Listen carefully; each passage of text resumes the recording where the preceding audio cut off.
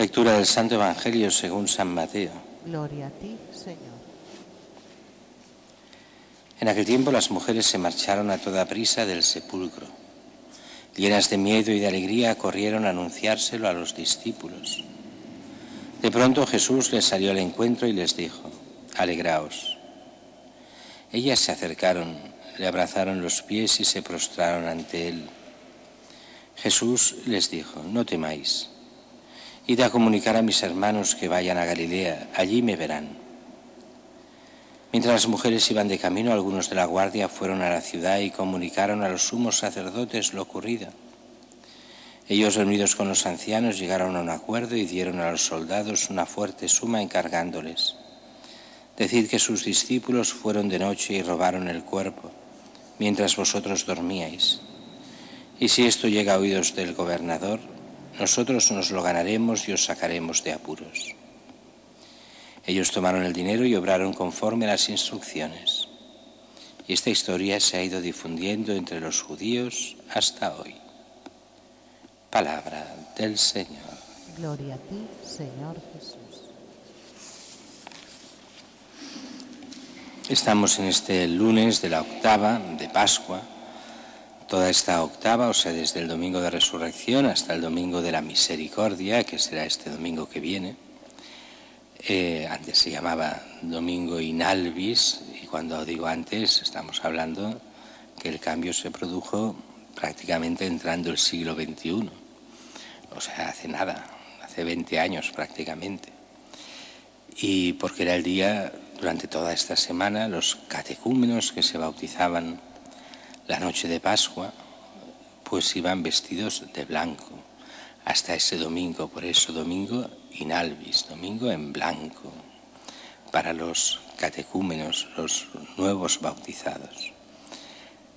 Ahora es domingo de la Misericordia, porque además esto en ocasión de la canonización de Santa Faustina Kowalska y esta explosión de la devoción de la Divina Misericordia, que tiene todo su sentido, porque además precisamente esas lecturas desde siempre, el segundo domingo, han sido dedicadas a la misericordia de Dios.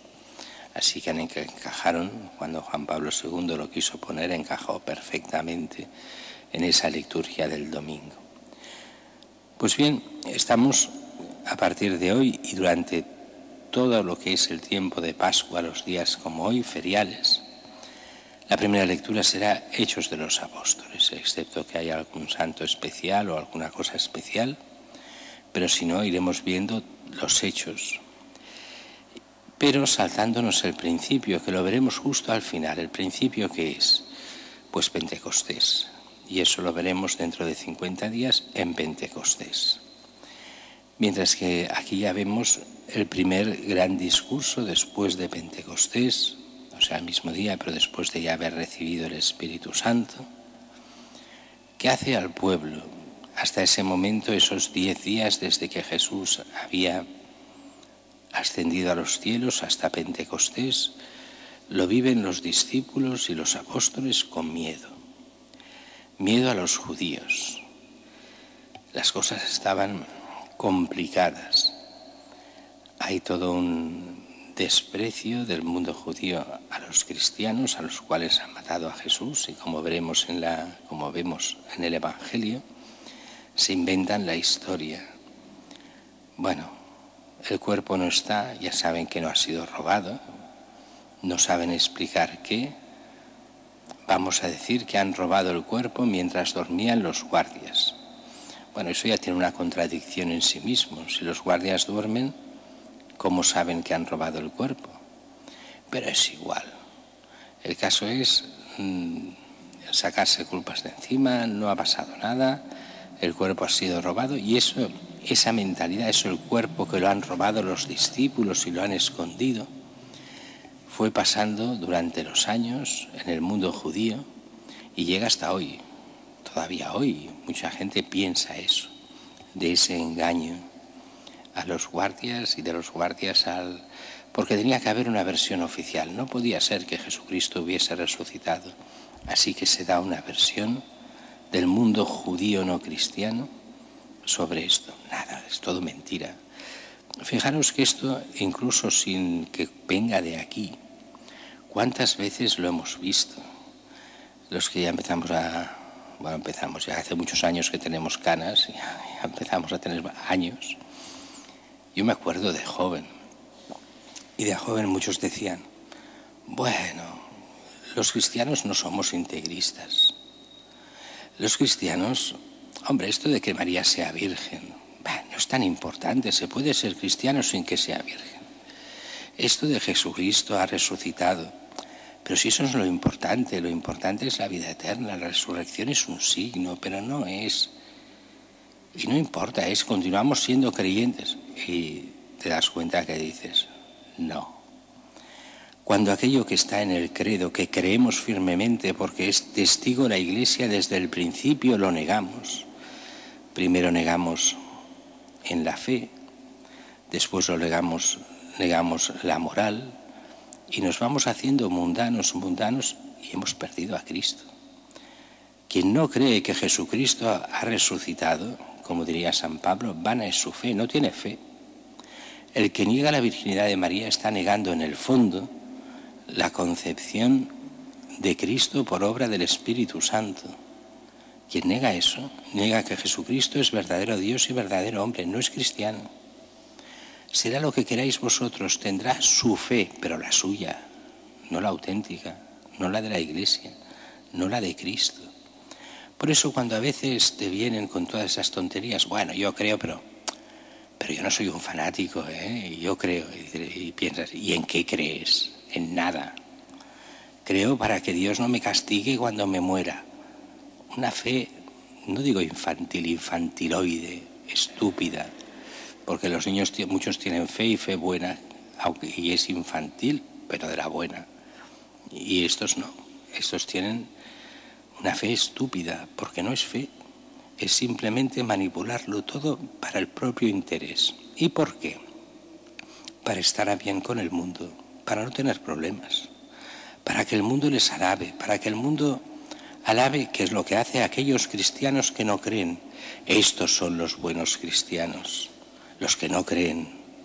Aquellos que creen, son cristianos fundamentalistas, son cristianos que se pasan de rosca, son peligrosos, son fanáticos cristianos. ¿Por qué? Porque creen lo que cree la Iglesia, porque son cristianos. Al cristiano de verdad no quiere decir que sea un santazo, no, que simplemente cree lo que cree la Iglesia, que quiere estar en comunión con la Iglesia. Ese es un fundamentalista, un ultracristiano, un personaje peligroso que hay que tolerar. Es muy curioso esta mentalidad moderna. Hemos de ser tolerantes. Yo digo que no. ¿La tolerancia qué quiere decir? Tolerar a alguien es despreciarlo. Cuando le dices a un hermano, oye, mira, te tolero, ¿qué le estás diciendo? Te desprecio, pero así todo, te dejo existir. Pero te estoy despreciando, eso es la tolerancia. Contraria al amor de Dios, que es el respeto por el otro y el buscar el bien del otro, que no es tolerancia, es otra cosa. Pero la tolerancia de por sí es desprecio al otro al cual le dejas vivir, aunque lo desprecies absolutamente. Jamás el cristiano desprecia. Podrá despreciar lo que uno hace, lo que hacen los demás, no estará de acuerdo, pero no desprecia a la persona, sino que busca amarla y busca su bien y busca su conversión. Y por eso reza por ellos, aunque sean enemigos. No los desprecia, aunque no esté de acuerdo con ellos. Y por eso no los tolera, sino que busca el amor incluso a los enemigos. Ese es el Evangelio que Jesús nos enseña. Y nos dice también, y acabo, dice, y Jesús, que ha sido resucitado, el que había hecho tantas cosas, y nos pone aquí la historia de Jesús en sus actos, y nosotros somos testigos de la resurrección de Cristo, dice San Pedro. Y nosotros somos, la Iglesia de hoy, testigo de la resurrección de Cristo. Ay de aquel que niegue la resurrección de Cristo, lo niega todo. Y aquel que dice, soy testigo, si tú no lo has visto, sí. Lo he visto en la iglesia, lo he visto en mis padres, lo he visto en la iglesia que desde el principio vio a Cristo resucitado. Y nosotros somos testigos de aquellos que lo vieron y que nos lo han transmitido de generación en generación hasta nosotros. Por eso la iglesia es apostólica, porque tiene toda aquella enseñanza de los apóstoles que vieron, conocieron a Jesús en vida y lo vieron resucitado y recibieron el Espíritu Santo para proclamar a Cristo a todas las naciones, a todas las épocas, a cada uno de nosotros.